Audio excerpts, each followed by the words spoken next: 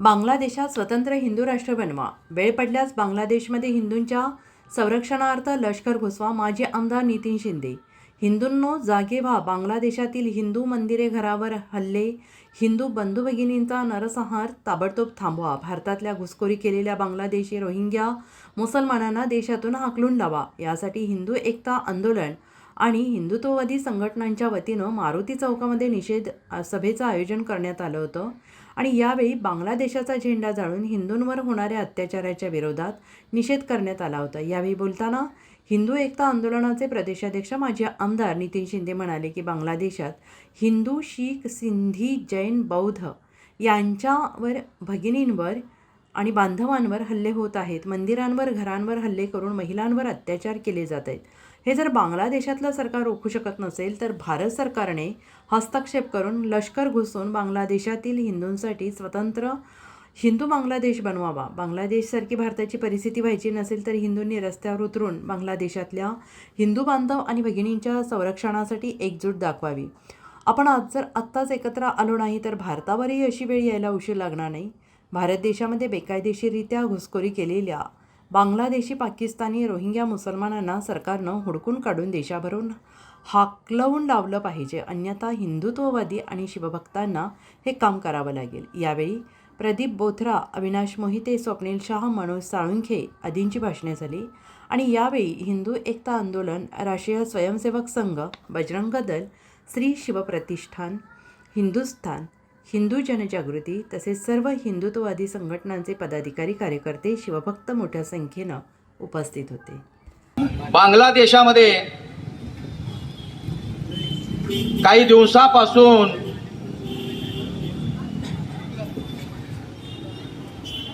हिंदूंच्यावर मोठ्या प्रमाणामध्ये अत्याचार होत आहेत. आई समोर मुलीवर बलात्कार होतोय,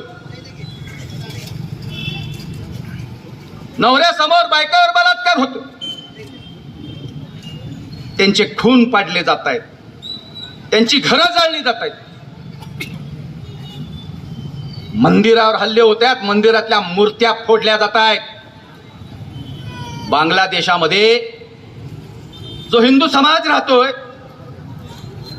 जो शीख समाज राहतोय,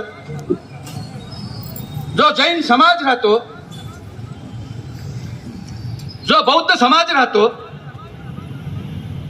ह्या सगळ्यांच्या घरावर, मंदिरावर काफिर म्हणून हल्ले होतात. एक तर धर्म सोडा, नाहीतर कतलीला समोर जा, अशा पद्धतीचा त्यांच्या समोर प्रस्ताव ठेवला जातो. माझं म्हणणं स्पष्ट आहे. अनेक टीव्हीवरून हे दिसतंय, अनेक टीव्हीवरून हा देश उघड्या डोळ्यानं या देशातला हिंदू, जैन, बांधव, बुद्ध, सिंधी, शीख त्या ठिकाणी उघड्या डोळ्यानं पाहतोय. अरे दुसऱ्या क्षणाला अखंड देश रस्त्यावरून उभा राहिला पाहिजे. हे ताबडतोब थांबवा, नाहीतर एका सुद्धा बांगलादेशीला या भारतामध्ये आम्ही ठेवणार नाही, त्याला फाकलून लावल्याशिवाय स्वस्त बसणार नाही. काय एवढे हिंदू शांत आणि सहनशील आहे. सरकारनं समिती नेमायचा निर्णय घेतला.